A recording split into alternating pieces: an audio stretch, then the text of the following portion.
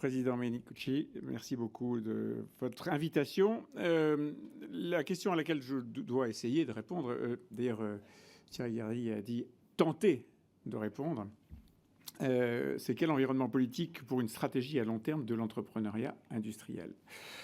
Question assez gigantesque. Et pour essayer d'y répondre, on va prendre un peu de temps. Et je vais d'abord vous demander de faire un petit exercice, un voyage dans le temps, très simple. Vous vous projetez, ou peut-être vous rétro-projetez un an en arrière. Il y a un an, exactement, vous vous apprêtiez, la plupart d'entre vous, à aller voter pour le premier tour des élections législatives. Une semaine après, toujours dans ce petit exercice, il y a un an, une semaine après, vous étiez en train d'apprendre, ou presque comme moi, que Emmanuel Macron, après avoir réussi l'exploit de se faire réélire, seul président en exercice, avec tous les attributs du pouvoir, à réussir à se faire réélire depuis que la Ve République, et en tout cas le quinquennat existe, il s'était fait réélire et pourtant il n'aurait pas de majorité absolue. Et peut-être que vous ne l'avez pas réalisé à l'époque, en tout cas vous étiez en train de vivre ce moment, cette réalisation incroyable, il y a un an, mais vous étiez à cet instant acteur et témoin du principal déterminant politique du second mandat, le manque de certitude sur la majorité politique qui doit conduire le pays. Alors de ces moments et de cette incertitude découle tout ce qui s'est passé depuis un an. Pas de majorité absolue, c'est l'assurance d'une très grande difficulté à faire passer des textes. Alors, je sais bien que Emmanuel Macron et Elisabeth Borne disent que non, ils ont fait passer des lois, ils ont fait voter des lois, et en effet, il y a un certain nombre de lois, plus de 10, 12, dit-il, 12 lois qui ont été votées. La réalité, c'est qu'il y a différents types de lois. Il y a celles qui ont été votées, disons, sans trop de problèmes, et qui sont des lois qui sont certainement importantes sur le statut des sages-femmes, sur la modification de la prise en charge des cantines scolaires, des choses qui sont dans la vie quotidienne ou en tout cas dans la vie des gens, mais qui ne sont pas les lois, disons, fondamentales que vous et moi, nous pouvons attendre, par exemple, pour réformer et conduire le pays dans les prochaines décennies. Ces lois, elles ont été adoptées sans difficulté, parfois à l'unanimité. Ce sont des lois qui sont souvent des lois, disons, sociétales. La deuxième catégorie de lois auxquelles le gouvernement s'est attelé, avec le Parlement, ce sont celles qui ont été découpées entre les lois votées par la droite et les lois votées par la gauche. L'exemple type, c'est tout ce qui a été fait autour de l'énergie, et les énergies renouvelables. Une partie a été dealée avec ceux de la gauche qui voulaient bien accepter de mêler leur voix à la majorité Renaissance, et puis l'autre partie de la loi a été dealée avec ceux de la droite qui voulaient bien accepter de mêler leur voix avec la majorité Renaissance.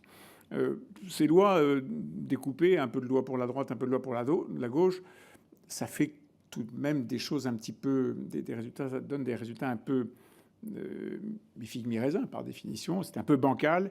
Et là non plus, ça n'est pas tout à fait à la hauteur des défis qui sont les nôtres. Et puis, la troisième catégorie de lois, dont vous avez sûrement beaucoup entendu parler, ce sont les lois qui ont été adoptées avec le 49.3, le fameux article 49.3. Tous les Français qui étaient déjà spécialistes des matchs de foot et qui savaient composer mieux que n'importe qui une équipe de France savent maintenant mieux que n'importe qui interpréter la Constitution. C'est un énorme progrès. Moi qui suis aussi juriste et qui adore le droit constitutionnel, je suis heureux de voir que vous savez tous ce que c'est que le 49.3, l'article 47.1 et l'article 40 maintenant, qui interdit, comme vous le savez maintenant par cœur, qui interdit aux parlementaires d'adopter un projet de loi, une proposition de loi, qui crée des charges sans prévoir les recettes en face.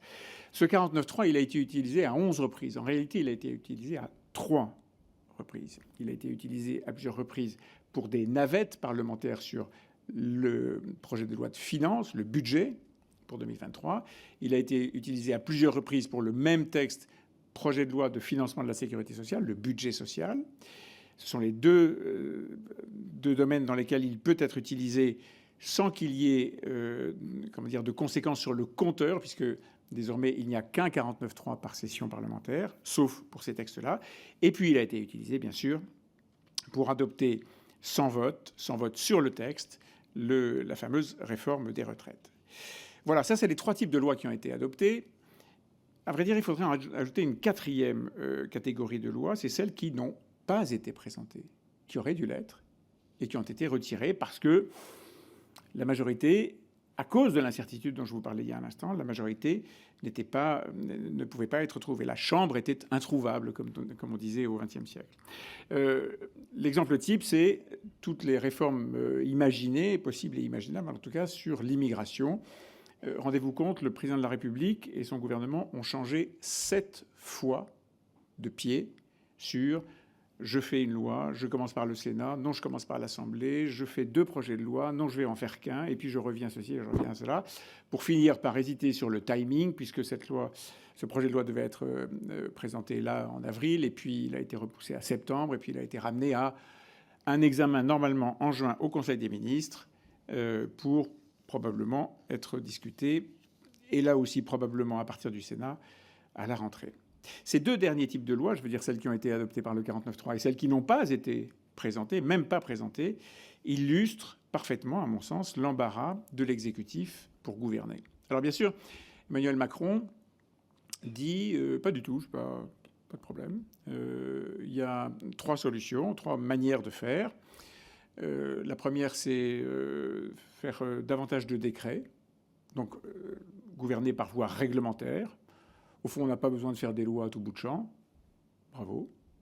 La deuxième façon de faire, c'est faire des lois plus courtes, moins bavardes, moins proclamatoires. Vous savez, ces lois mémorielles, les lois qui proclament que la France doit ceci, cela. Très bien, bravo, très bonne idée.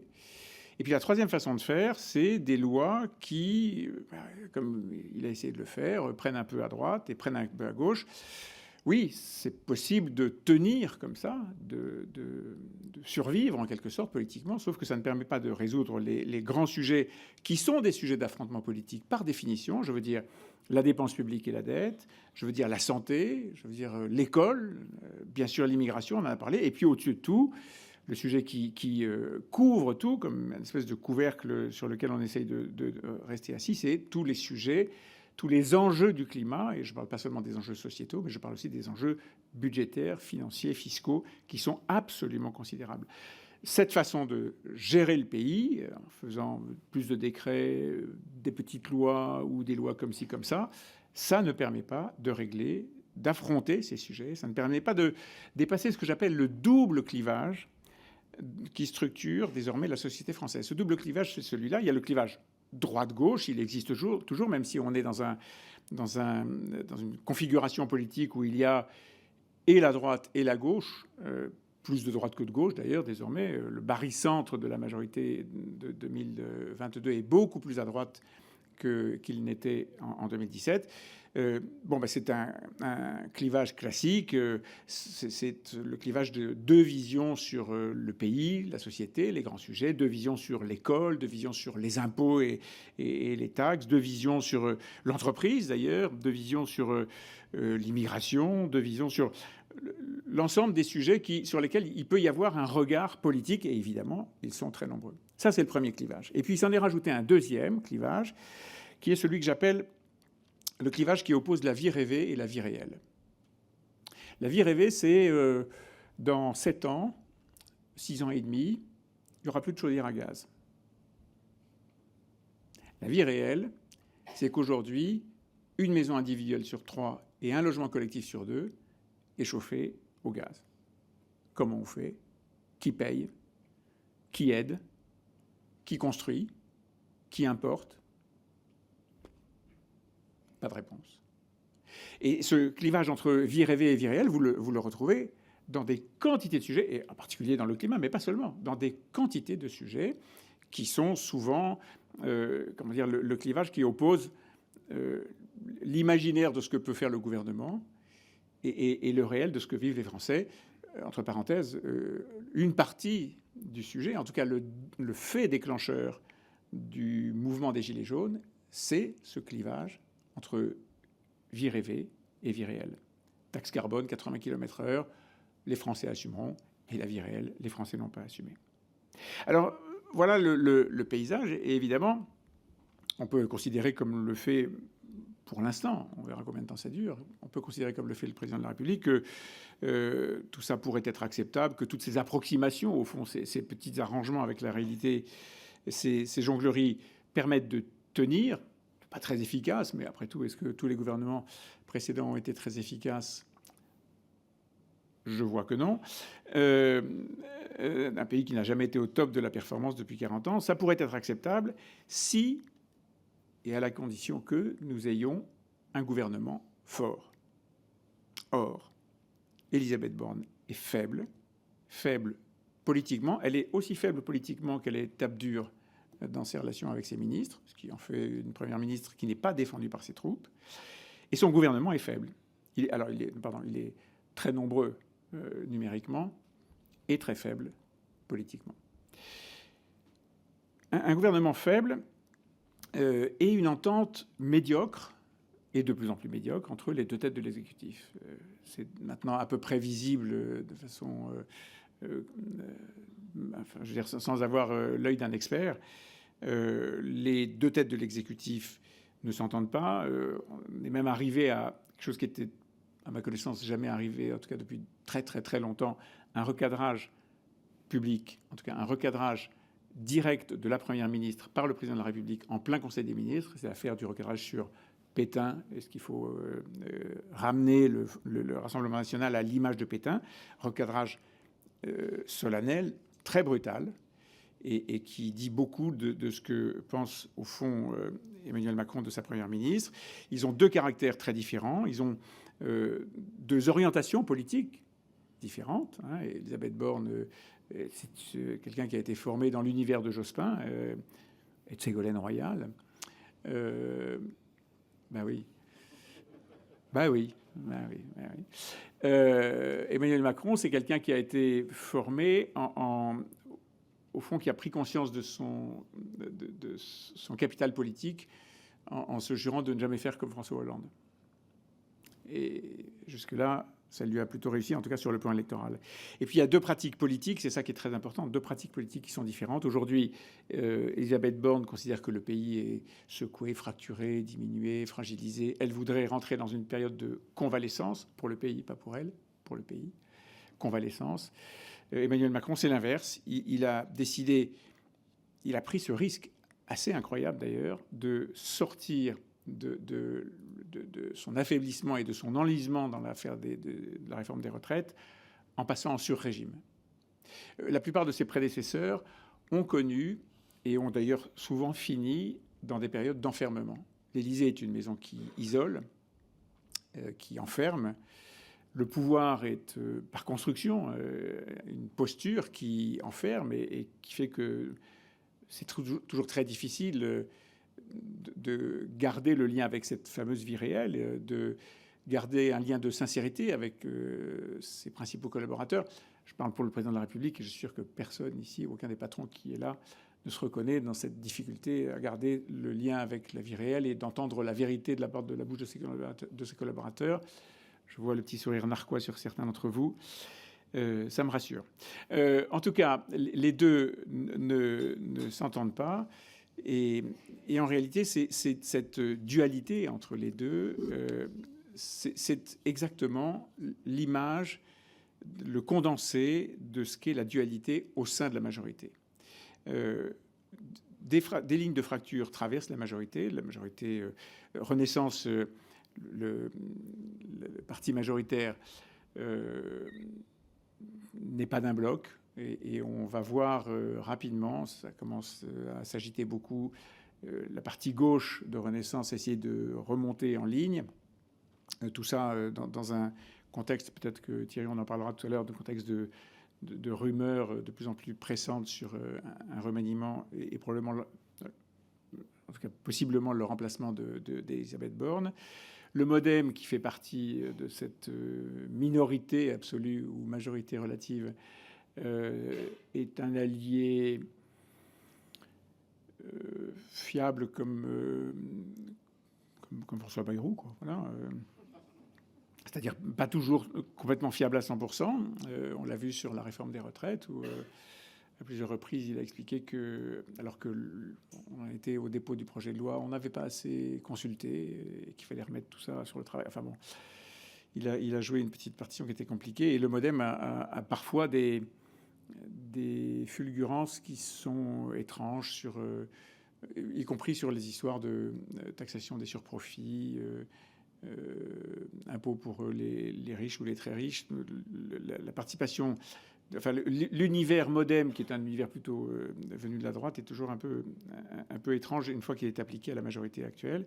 Et puis, au horizon, on a Édouard Philippe, qui est à l'affût, qui, comme vous le savez, rêve d'être candidat pour 2027. Il est à l'affût. Et il est traité par la majorité comme probablement un allié hostile, un vrai faux allié. Donc tout ça donne une espèce de kaléidoscope dans cette majorité et dans la pratique politique qui amène à s'interroger sur c'est quoi le cap C'est quoi le cap de ce gouvernement? La réponse sèche, c'est cap inconnu. Bien sûr, il y a la fin du quoi qu'il en coûte, mais à chaque fois que le président de la République va quelque part, ça coûte quelques centaines de millions ou quelques milliards. Le plan vélo, 2 milliards. Une aide associée, 1 milliard. Bon, tout ça. Alors, un petit changement, c'est que maintenant, au lieu de donner des chèques, on dit aux entreprises, il faut que vous baissiez vos prix. Bon, les sociétés d'autoroutes doivent baisser les prix, etc., etc. Mais après tout, ça ne fait pas un cap. Hein. On dit qu'on arrête de dépenser de l'argent et on en dépense quand même. Sauf que on voit tout de même, et probablement ça vous apparaît peut-être de façon un peu floue parce que ça n'est pas incroyablement tranchant, mais on voit apparaître des majeurs, peut-être dans vos métiers, on dirait des couleurs dominantes ou des teintes qui ressortent en permanence. Pour les décrypter, au fond, je crois que le plus simple, c'est que je vous raconte, je n'y étais pas, mais on me l'a raconté en long et en large, un déjeuner privé qui a eu lieu à l'Élysée il y a 3 semaines à peu près. Emmanuel Macron avait invité 4 économistes, 4 économistes réputés, très réputés même, qui avaient participé à sa campagne, qui avaient fait sa campagne en 2017 en tout cas. Certains d'entre eux se sont éloignés depuis. Et il les a invités pour parler du cap, justement. Quel cap? Ces 4 économistes sont l'un qui a fait beaucoup parler de lui depuis, qui s'appelle Jean Pisani-Ferry. C'est un keynésien, assez taxophile, très, très, très pro-ISF. On l'a vu au moment de son rapport sur la transformation climatique. Un formidable économiste qui s'appelle Philippe Aghion, qui est social-démocrate, professeur au Collège de France, grand talent. Un excellent spécialiste du SMIC qui s'appelle Gilbert Sett. Et puis un autre économiste libéral de gauche, ça peut marcher, qui s'appelle Pierre Cahute, qui est excellent lui aussi. Et ce qui s'est passé dans ce déjeuner est très révélateur de l'incertitude dans laquelle est le gouvernement, en tout cas le président, et qui se reflète dans cette majorité. Au fond, 2 tendances se sont détachées. Une tendance qui est celle que Jean Pisani-Ferry a exprimée dans son rapport, hein, plus d'aide pour la transformation écologique et climatique, plus d'impôts pour financer cette transformation. Et l'autre tendance était animée en particulier par... encore une fois, cet exceptionnel économiste. Surveillez son nom parce qu'il est vraiment très très bon et essayez de regarder ce qu'il fait. Il s'appelle Gilbert Sett, C-E-T-E. C'est un excellent spécialiste des sujets de salaire, de SMIC, etc. Et Pierre Cahute, tout aussi excellent, C-A-H-U-C. Vraiment surveillez-les. Et qu'est-ce qu'ils disent, ceux-là? Ils disent, et d'ailleurs ils ont emporté, si je veux dire, le match, ils disent la solution, c'est dans le plus de travail. C'est pas dans plus d'impôts. C'est aussi dans moins de dépenses, mais on n'y arrivera pas comme ça, parce que politiquement, c'est trop explosif. La solution, c'est plus de travail. Et Emmanuel Macron reprend ces formules. J'ai eu la chance de le rencontrer il y a 3 semaines pour faire une interview de lui, et dans la conversation qu'on avait, il dit la solution, c'est il faut plus travailler. Les retraites participent de ce choix, bien sûr, sur le travail. Mais il faut plus travailler. La recette, c'est que la hausse du nombre de personnes au travail permet de faire rentrer des recettes fiscales. Le chiffre qui est utilisé et l'exemple qui est utilisé par ces économistes, Sett et Cahute, est celui de la comparaison avec l'Allemagne, les Pays-Bas les pays scandinaves, disons, si on avait le taux d'emploi de ces pays, on aurait 100 à 120 milliards d'euros de recettes supplémentaires. De quoi financer une partie des énormes sujets qui sont devant nous et de quoi, bien sûr, réduire le déficit public et la dette. Et donc c'est eux qui sont, non pas dans le cerveau d'Emmanuel Macron, mais qui irriguent le plus le discours d'Emmanuel Macron. Je vous l'ai dit quand on l'a rencontré, mais vous le voyez aussi dans ses déclarations. On sait que le candidat Macron en 2017 est arrivé en défendant ce qu'on appelle la politique de l'offre. Le sujet, c'est pas de faciliter la demande, c'est de faire qu'il y ait de l'offre. Et l'offre, c'est aussi plus de travail.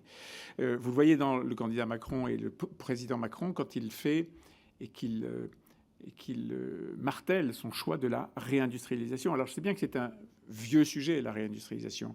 Un sujet dont le début de la réhabilitation démarre en fait avec Nicolas Sarkozy, avec un personnage qui a joué un rôle très important comme une sorte de go-between entre l'univers politique et l'univers de l'entreprise qui s'appelle René Ricol, qui a été un commissaire général à l'investissement qui a initié un certain nombre de prises de conscience dans l'univers de la politique. Cette façon de remettre l'industrialisation au centre des débats a été ensuite captée par Arnaud Montebourg, qui en avait une vision romantique, panache, avec un certain nombre d'erreurs comme la loi Florange, mais il a quand même donné ses lettres de noblesse ou une sorte de romantisme à la réindustrialisation, et il en a fait une sorte d'idée populaire. Et puis, je crois qu'on est rentré dans le réel avec Emmanuel Macron.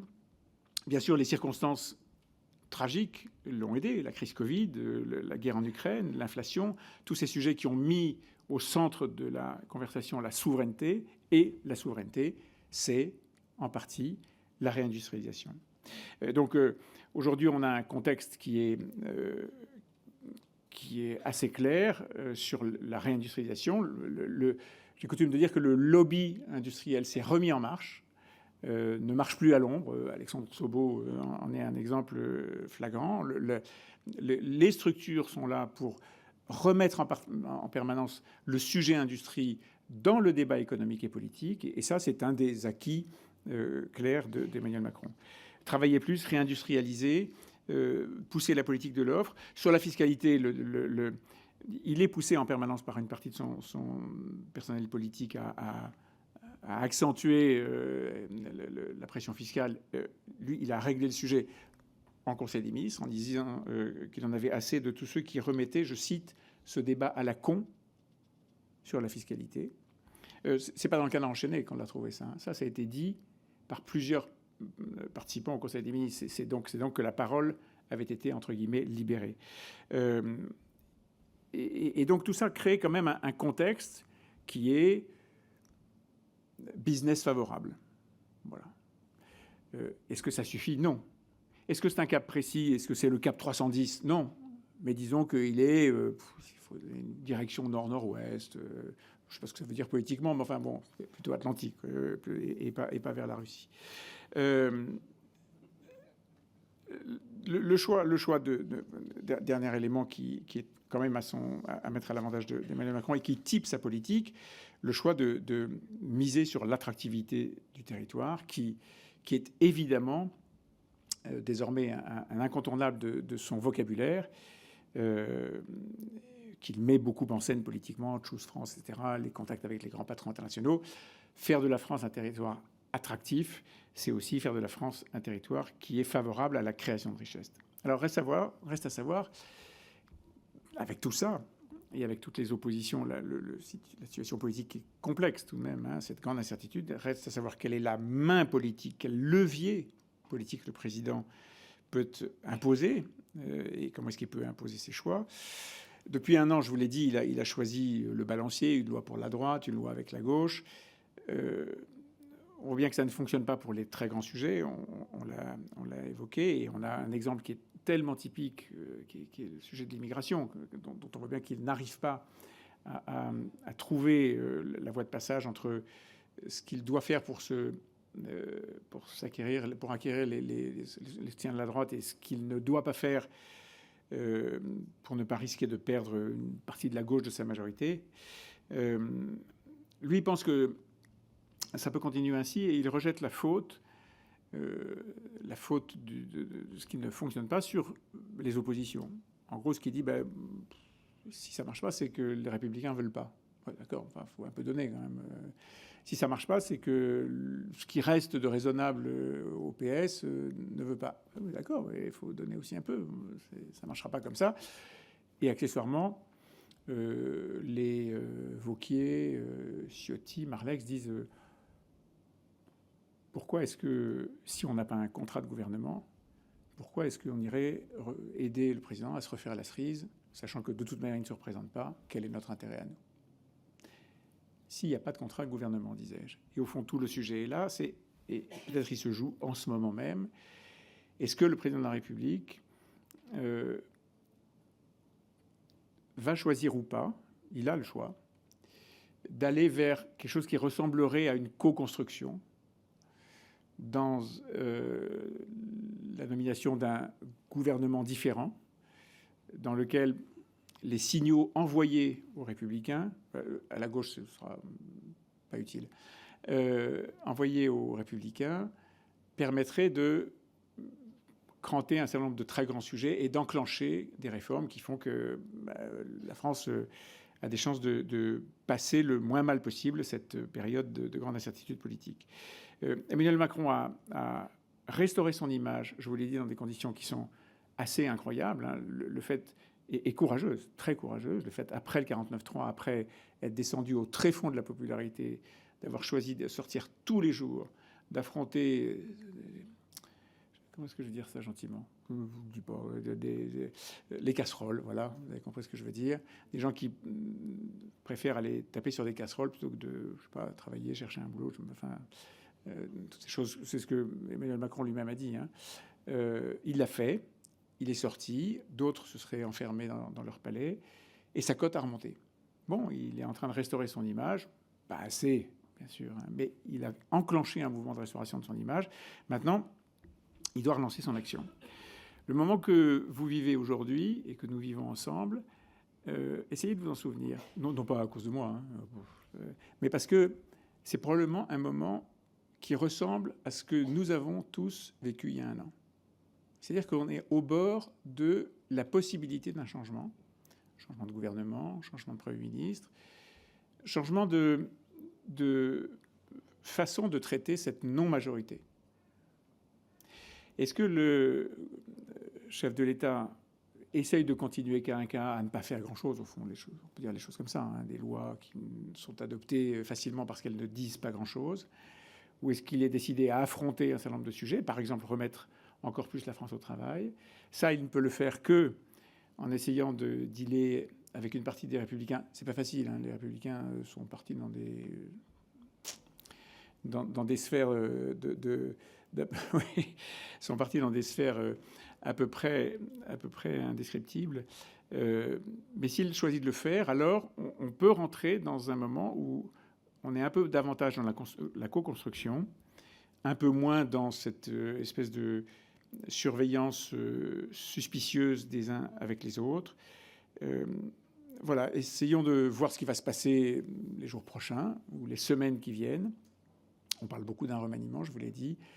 La façon dont ce sujet sera traité par Emmanuel Macron sera en fait une grande partie, avec les éléments que j'ai essayé de vous donner, une grande partie de ce que vous aurez comme puzzle à compléter pour avoir la réponse à la question qui m'a été posée. Je vous remercie.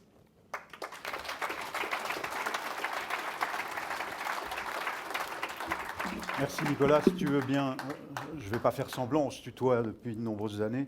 Si tu veux bien prendre place ici, donc je vais vous passer la parole. Assieds-toi, je t'en prie. On peut faire ça debout si tu veux. Comme tu veux. On a une vingtaine de minutes encore, un peu plus. Solide, merci d'abord. Donc, préparez vos questions puisque je vais vous passer la parole.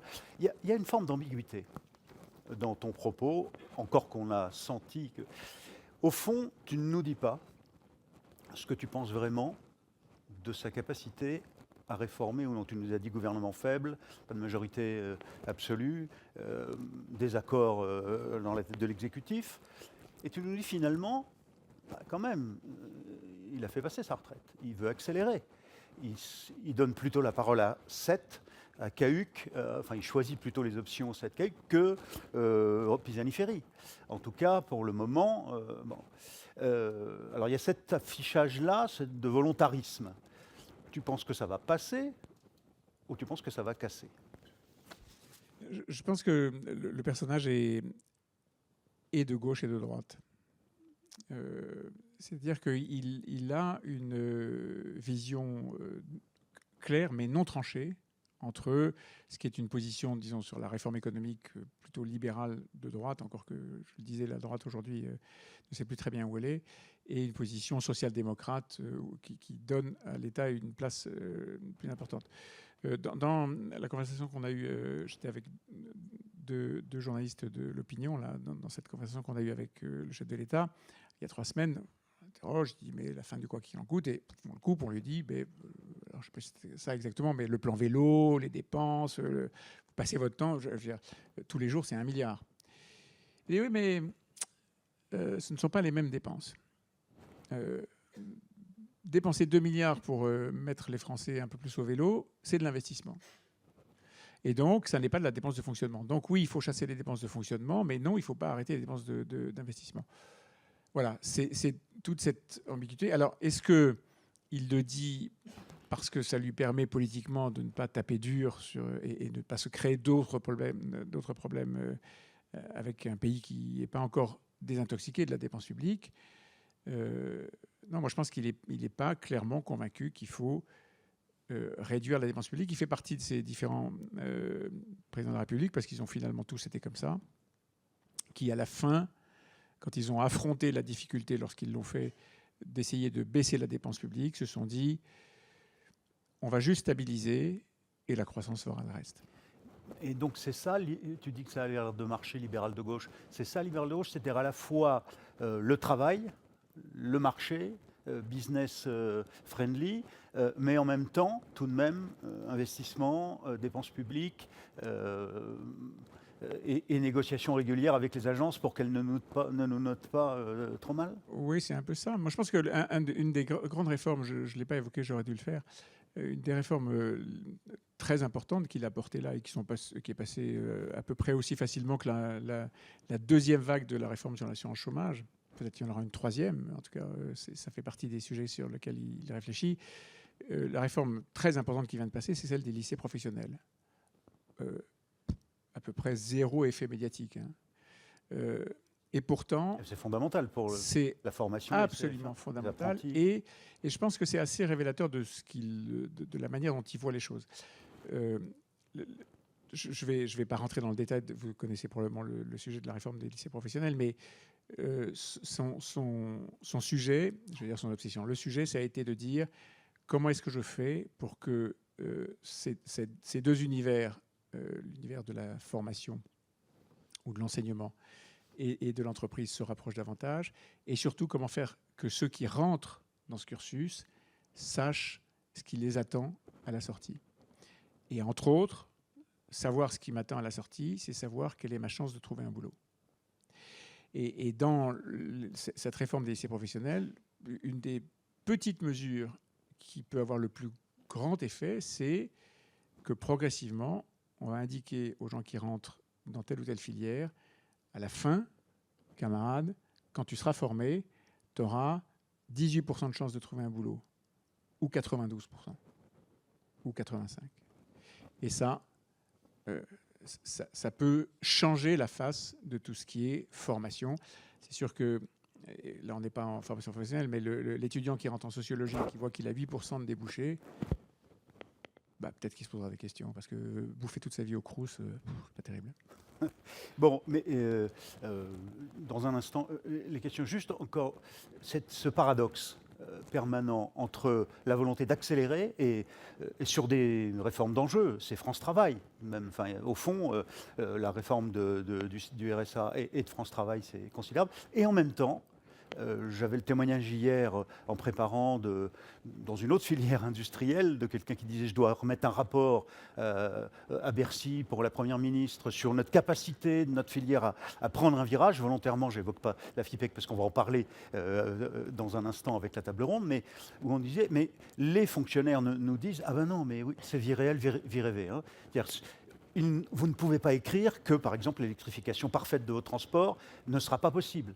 Donc il y a tout de même là une forme de schizophrénie entre vie réelle et vie rêvée, y compris ensuite dans les ministères, ça ne fonctionne pas ou ça ne suit pas, alors qu'il y a cette exigence. Et pourtant, lui, est-ce que c'est ça qui peut, à un moment donné, peut-être casser? Comment est-ce qu'il peut mettre en œuvre et sur quel sujet veut-il accélérer alors que derrière, on est encore dans la vie rêvée? C'est un des sujets qui encalmine à peu près tous les exécutifs des pays modernes, et des démocraties en fait. C'est la capacité à transmettre la décision et à la rendre efficace. Malheureusement... Alors, pardon, oui, il y a l'administration, mais j'ai du mal à m'exprimer. J'ai mal compris. Dans quelle mesure sa faiblesse ne l'amène-t-il pas à maintenir quand même un certain nombre de compromis absurdes, schizophrènes, avec une partie de la classe politique qui sont les écolos, pour faire simple, qui, eux, imposent le maintien dans l'opinion en général de la vie rêvée, de l'idée que la vie rêvée est accessible. Ouais. D'où les mesures sur l'écologie et la transition écologique. Ouais, là-dessus, moi, je suis moins inquiet que toi, disons les choses plus simplement. Je pense que, par exemple, quand il prononce le mot pause, qui est un mot qui a... La réglementation de Bruxelles. Ouais, le mot pause, historiquement, est un mot qui a un effet de tremblement de terre absolument considérable.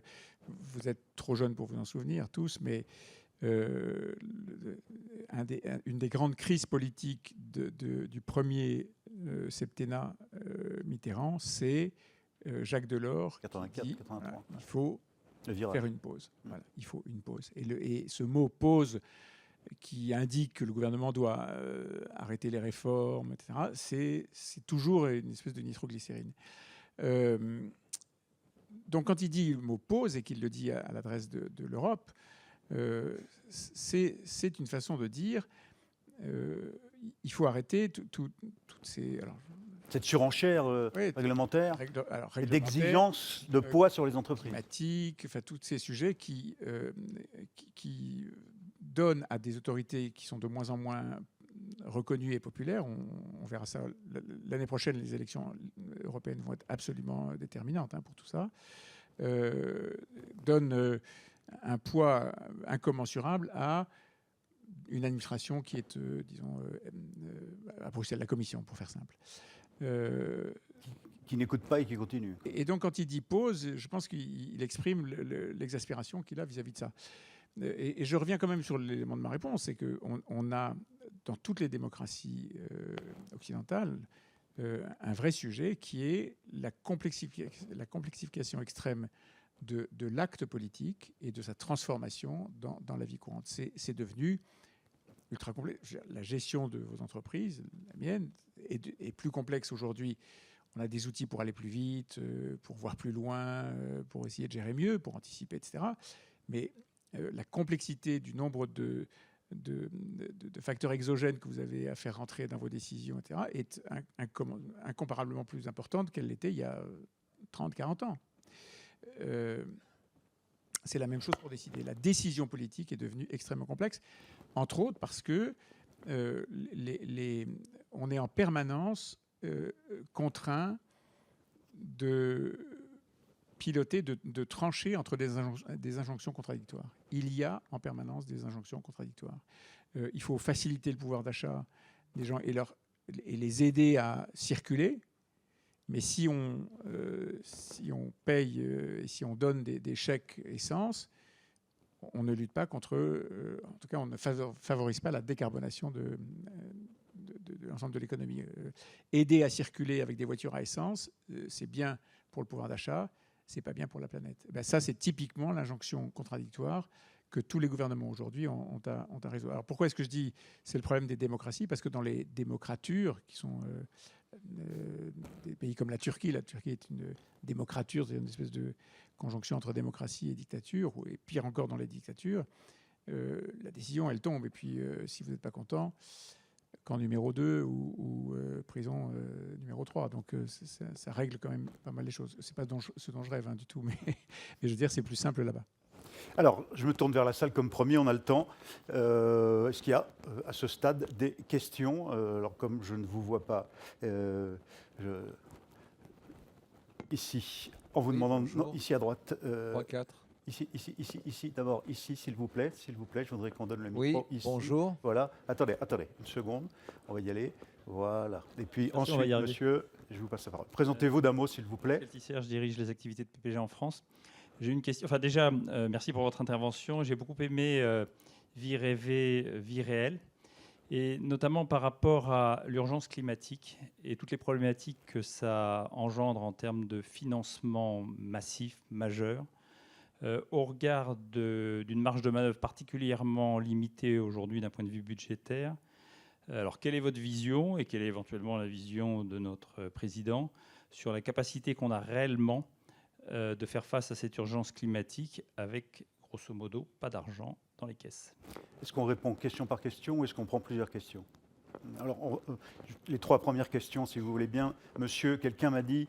Oui, c'était là, à votre gauche. Je vous en prie. Alors, voilà. Présentez-vous, s'il vous plaît. Bonjour, Jean-Marc Barky, je suis industriel, je fabrique de la colle et je m'occupe du syndicat des colles Aficam ici et conseiller du commerce extérieur, et c'est pour ça que je prends la parole. Merci Nicolas pour cette présentation qui était très éclairante, comme toujours. On a un souci de déficit du commerce extérieur qui fonce vers les 200 milliards. On a un problème pour exporter dans ce pays. Moi, je vois encore une contradiction à notre président, c'est la chasse aux riches. Un entrepreneur, il crée une boîte, il va la faire grandir, puis un jour il la vendra peut-être, ou il la cédera à ses enfants ou à ses successeurs. C'est pas Alexandre qui va me contredire sur le sujet des successions. Et puis, mais quand même, un jour, il y aura une plus-value qui sera dégagée de tout ça, et on va passer de la catégorie CS++ ou CS+, à la catégorie CS++++, je sais pas quoi, et on va changer de catégorie, on va être étiqueté. Comment on fait pour arrêter ce truc, cette espèce de menace permanente qui fait qu'on décourage les entrepreneurs de rester dans le pays et on les encourage finalement à s'exiler fiscalement? Donc ça va pour moi avec l'export, ça va avec tout ça. Comment on fait pour avancer là-dessus? Comment on fait pour changer l'image de ce pays là-dessus? Merci beaucoup. Merci. Et puis il y avait une 3e question ici, monsieur, je vous en prie. Présentez-vous. Bonjour, je suis Philippe Ménicucci du groupe Alios. Juste une remarque. Ma question est plus politique. En fait, je vous écoute et quand vous dites que nous sommes au bord d'une possibilité de changement, j'ai envie de dire que notre président actuel a été élu dans son 2e mandat par dépit ou par défaut, d'une certaine manière. Rien à voir avec l'élection de 2017 où il a eu un véritable plaidoyer avec la France derrière lui et donc une assemblée derrière lui également. Aujourd'hui, on a un paysage climatique français qui est particulièrement disséminé. Et je pense que c'est pour ça que dès qu'il a été élu et que les élections législatives ont eu lieu ensuite, on a dit que la France sera ingouvernable. Et tout ce que vous nous avez expliqué prouve que la France est très difficile à gouverner aujourd'hui. Donc je me dis, est-ce que ça veut dire qu'il va falloir attendre les prochaines élections présidentielles pour qu'il y ait vraiment un changement? Est-ce qu'il faut attendre les prochaines élections législatives? Quand on parle de remaniement gouvernemental, est-ce qu'Emmanuel Macron sera capable d'avoir un gouvernement qui ne lui ressemble pas? Ou alors rester dans un gouvernement qui lui ressemble et qui n'aura pas donc l'absolution du peuple français? C'est encore un autre problème. Enfin, la dernière chose, c'est que face à cette situation et à ce caractère difficile à gouverner, on parle de pause. Alors que tout s'accélère autour de nous dans le monde géopolitique, c'est impressionnant. Dans le monde climatique, c'est impressionnant. Tout va beaucoup plus vite que ce que l'on pouvait imaginer. Comment imaginer une pause alors qu'il y a urgence d'agir? Voilà. Merci. Dans quel ordre veux-tu prendre? Je vais le faire dans l'ordre des chronologique à l'antenne. C'est ça. Sur quel argent pour le climat, je pense que j'ai essayé de vous répondre. L'argent, il vient, en tout cas dans l'esprit du président, je ne sais pas s'il arrivera à l'imposer, il viendra du fait que un de ses paris a commencé à réussir et doit encore plus réussir, c'est refaire une France du plein emploi. Un des grands mystères politiques, médiatiques aussi, politiques actuels, c'est que la France a retrouvé un taux de chômage au plus bas depuis 40 ans. Et les chiffres de ce matin sont assez et impressionnants. 92 000 emplois créés trimestre passé. 40 ans. Et effet politique zéro. C'est incroyable. Il y a 2 ans, alors, Covid, Ukraine, 3 ans, le chômage était la préoccupation numéro 1 des gens, parce que le chômage, c'était le déclassement, c'était le pouvoir d'achat. Aujourd'hui, ça apparaît en queue de classement dans les sondages. Bon. Est-ce que ça ne va pas infuser avec retard? Est-ce que ça n'explique pas son retour? Non, je pense que tout ça a été... non, ça n'infusera pas. C'est étrange. Ça a infusé dans nos esprits parce que vous avez tous probablement du mal à embaucher.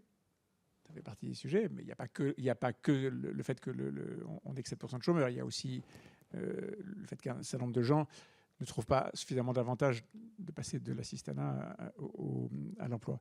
Mais c'est un autre problème. On ne va pas essayer de les ouvrir tous à la fois.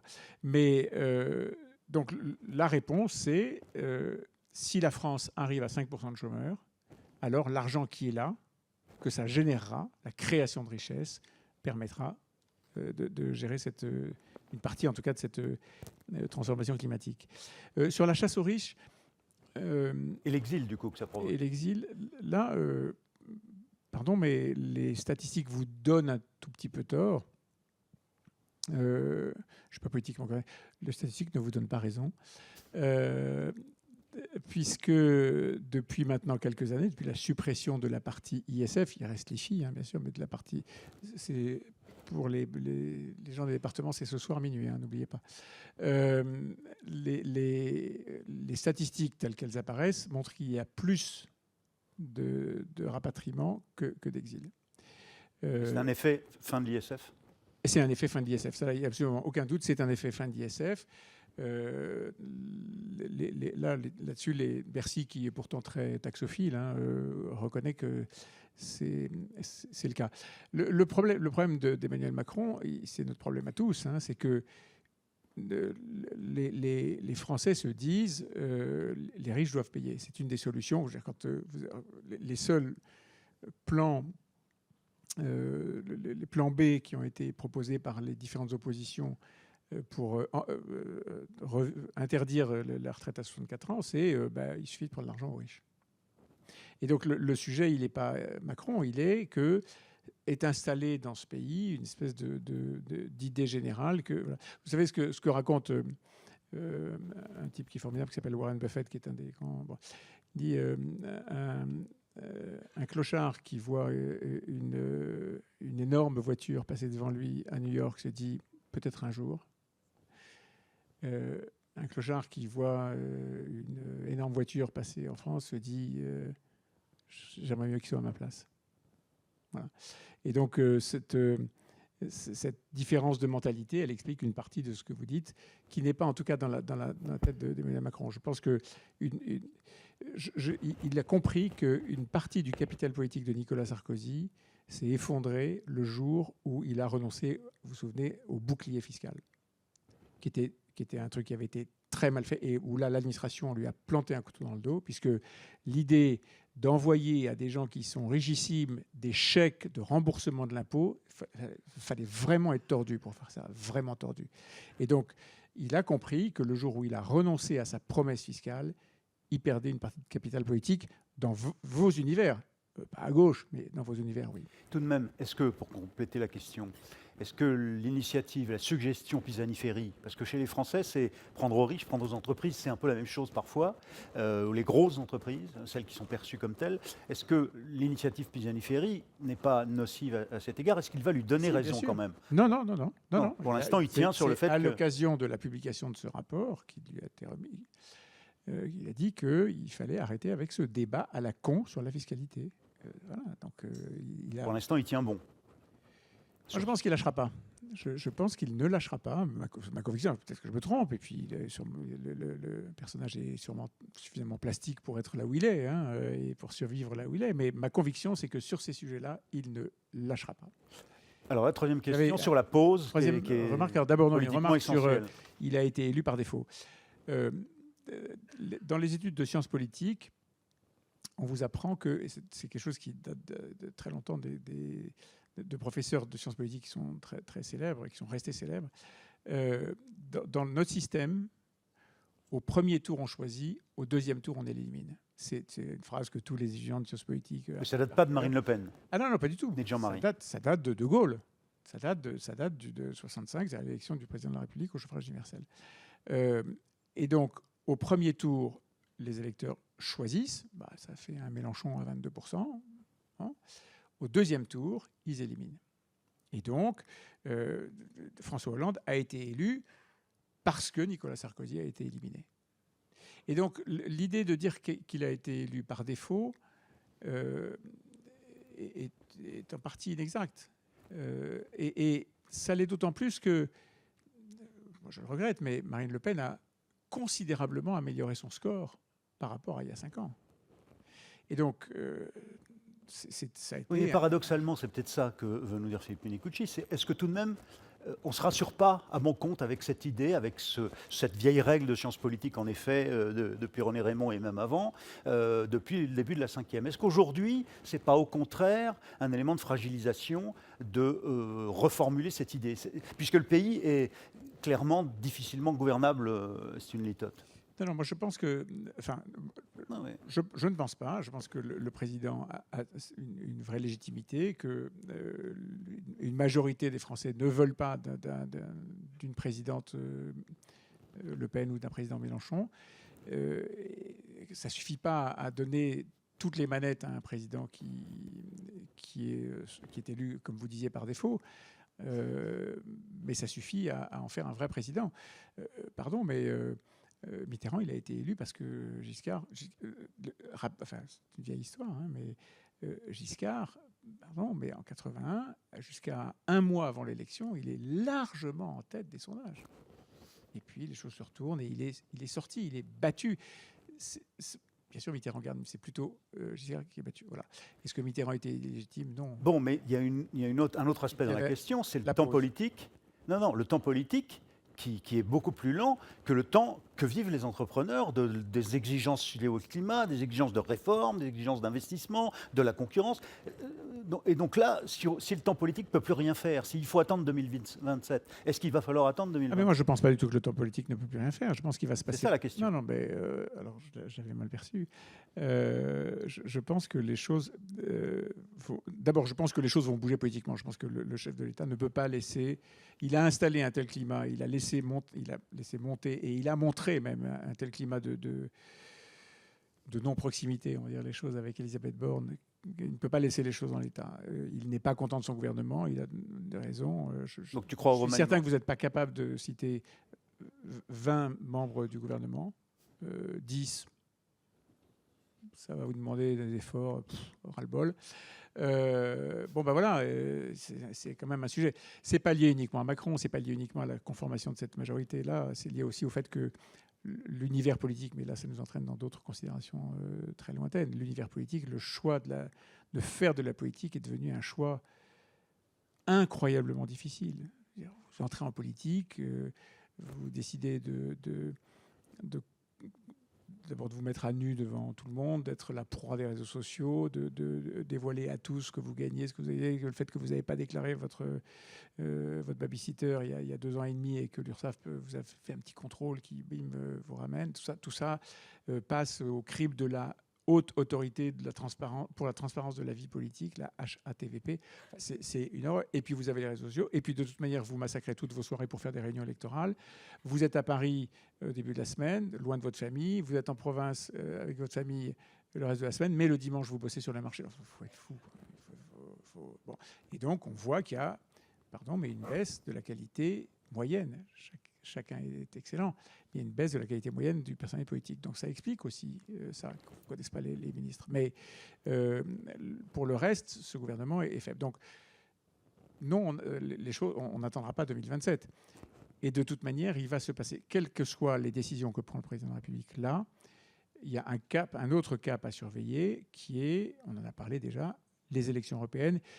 et peut-être un peu après, parce que je pense que les choses vont, quel que soit le résultat, sauf absolument catastrophique pour lui, des élections européennes, il attendra la fin des JO l'année prochaine pour reprendre la main, c'est-à-dire faire quelque chose, essayer de reprendre la main ou d'avoir une initiative politique forte à une semaine des JO, ça n'a pas de sens.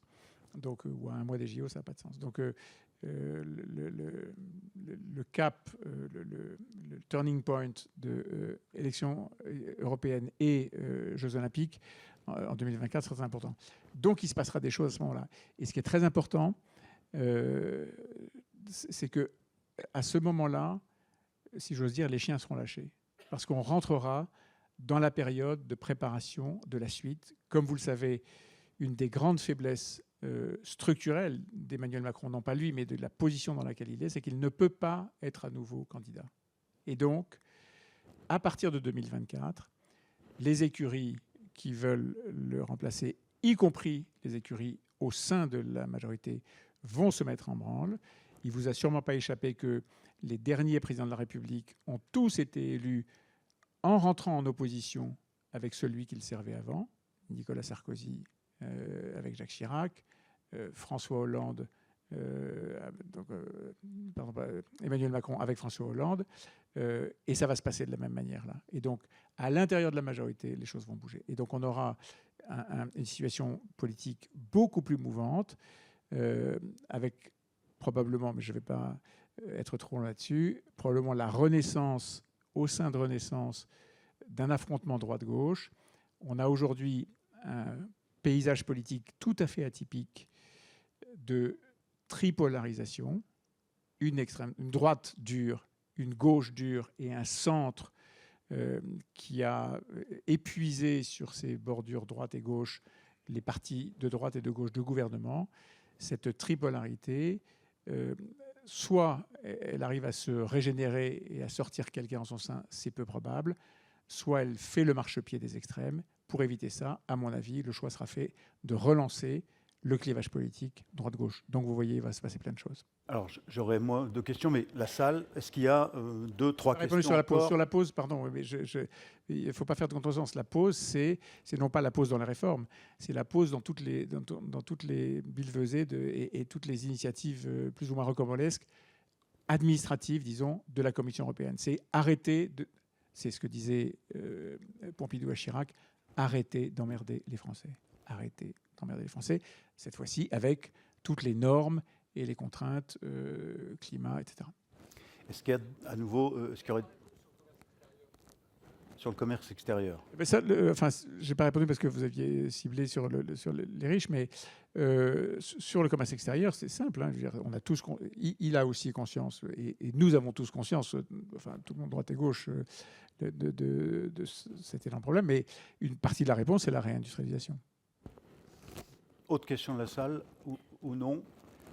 On va passer à notre table ronde suivante. Tout de même, je vous en prie. Merci, bonjour Pascal O'Haraud. Vie réelle, vie rêvée, effectivement, mais il y a un autre pouvoir en France qui a aussi ce même principe, qui est le pouvoir syndical et qui joue un rôle très important. Que pensez-vous qu'il puisse faire dans l'avenir, ce pouvoir syndical? Comment peut-on améliorer ce vie réelle et cette vie qu'il faut maintenant organiser et bien organiser pour qu'on puisse s'en sortir? Oh, la question.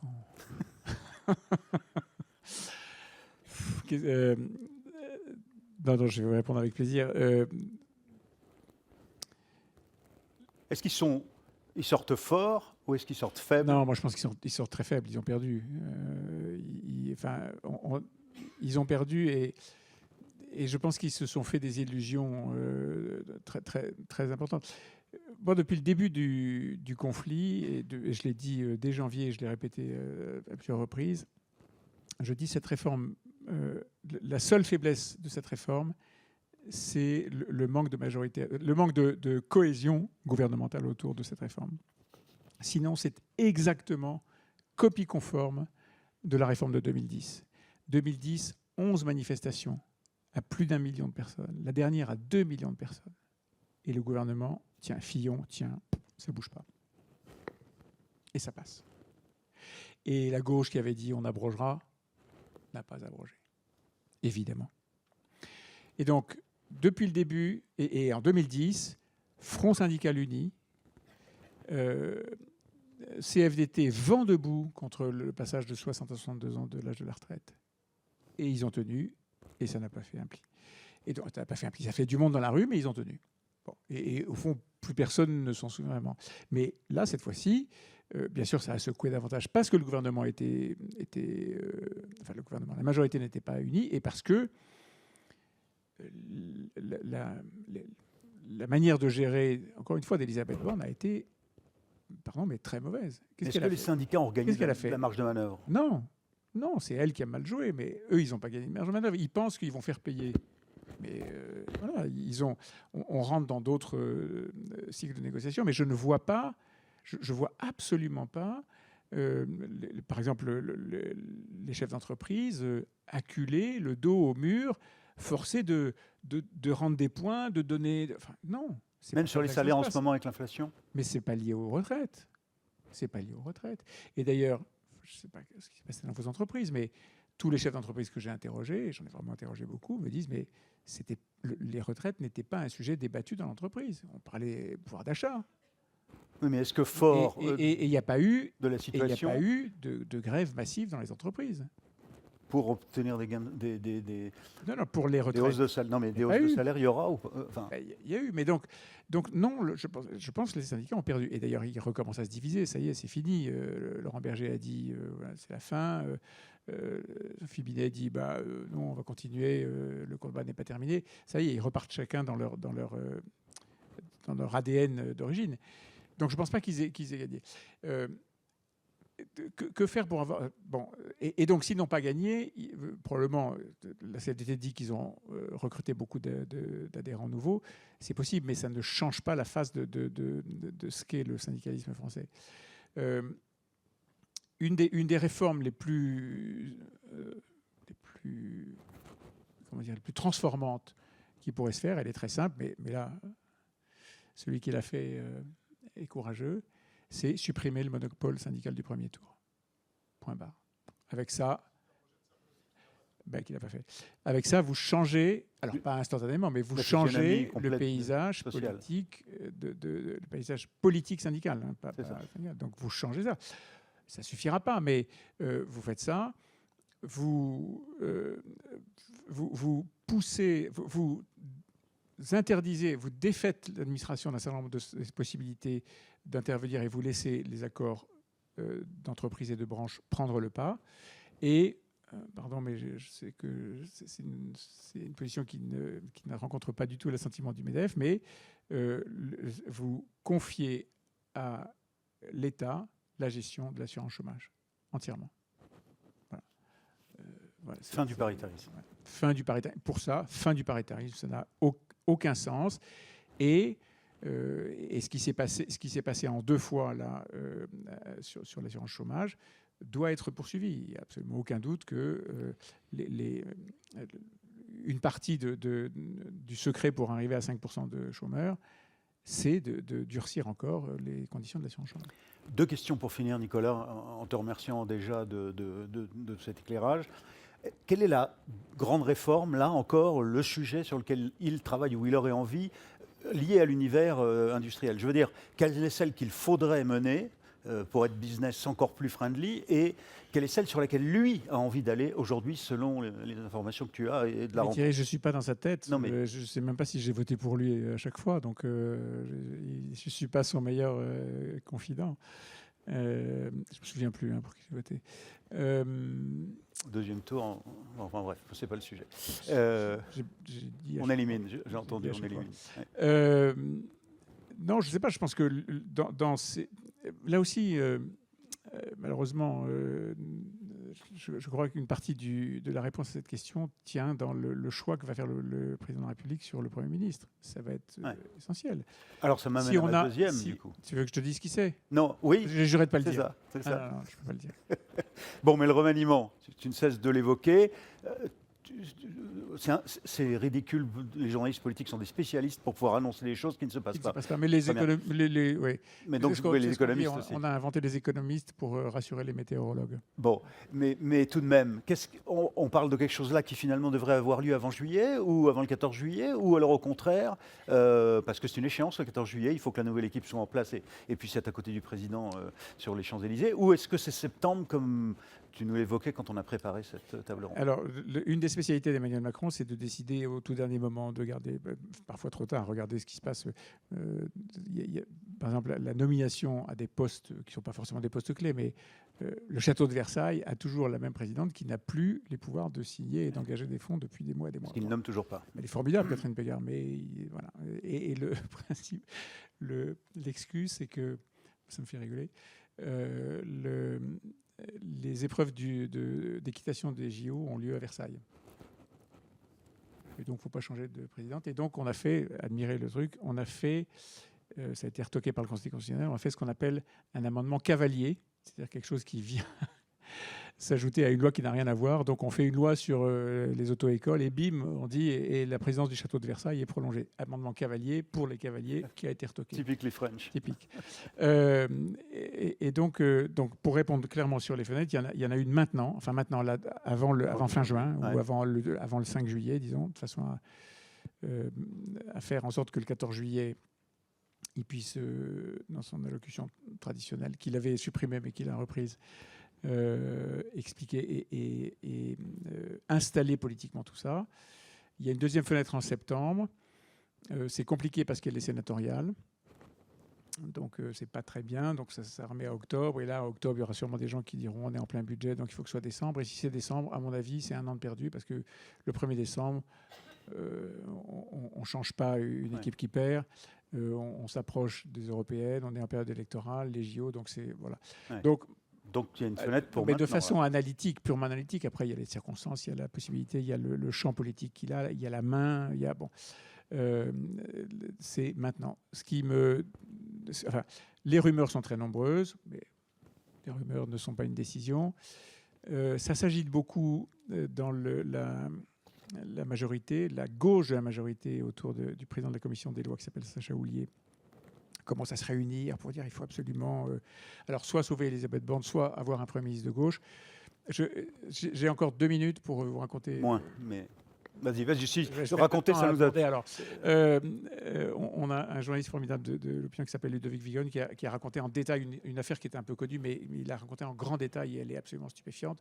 Au lendemain de l'élection, de la réélection d'Emmanuel Macron, il fait le choix de nommer une première ministre, une femme, il avait dit avant, une première ministre centre droit, Catherine Vautrin, région de Reims. Il ne l'a pas fait, hein, rassure-nous. On n'a pas raté un. Et il fait ce choix. Il la rencontre longuement. Il parle de la feuille de route politique. Il déjeune avec elle. Elle voit Brigitte Macron. Donc c'est important aussi de savoir qui va travailler en bon terrain. On lui dit, tout ça se passe un mardi, mercredi, jeudi. On lui dit de travailler. Le dimanche, on lui dit il faut que tu travailles, c'est demain, c'est lundi, il faut que tu travailles à ton discours sur le perron de Matignon et tu seras demain soir, lundi, aux 20h de TF1, probablement. Okay. Et puis le samedi, la gauche de la Macronie commence à s'exciter. Et la gauche, c'est Richard Ferrand, Christophe Castaner, un certain nombre de gens qui d'ailleurs ont été battus après aux législatives, qui disent non, bah, quoi ? Édouard Philippe qui venait de la droite, Jean Castex, qui venait de la droite, maintenant il nous faut un Premier ministre de gauche, une Première ministre de gauche. Et puis d'ailleurs, Catherine Vautrin, elle a défilé contre le mariage pour tous, c'est pas possible, c'est pas nos valeurs. Bon. La pression monte très fort. Le dimanche soir, Catherine Vautrin reçoit un coup de fil d'Alexis Collère qui dit c'est pas tout à fait fait, on se rappelle demain. Et le lundi matin, on lui dit raté. Et il nomme Elisabeth Borne. Qu'il n'a pas vue. Il la connaît, elle est ministre, mais il ne l'a pas reçue. Ils n'ont pas parlé de feuille de route. Et elle arrive comme ça. Voilà. Donc, tout ça dit... voilà, tout ça dit que la décision peut avoir lieu maintenant. C'est en même temps un petit peu compliqué. Nicolas Bétou, mesdames et messieurs, s'il vous plaît. Merci beaucoup.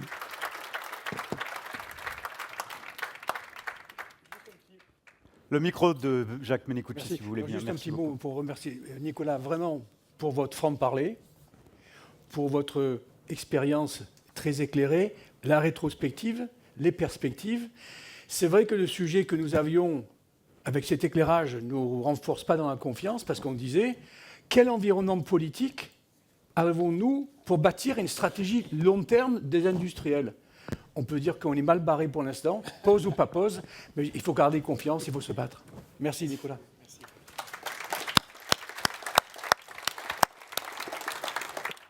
Alors on va tout de même, dans la continuité de cette analyse macro et politique, avec sa dimension un peu politicienne, on l'a vu, mais fondamentale tout de même, on va entrer maintenant un petit peu plus dans le concret, avec aussi une dimension européenne et internationale, en particulier avec Benjamin Galzo, le délégué interministériel aux approvisionnements en minerais et métaux stratégiques, qui est arrivé, qui est parmi nous, je crois.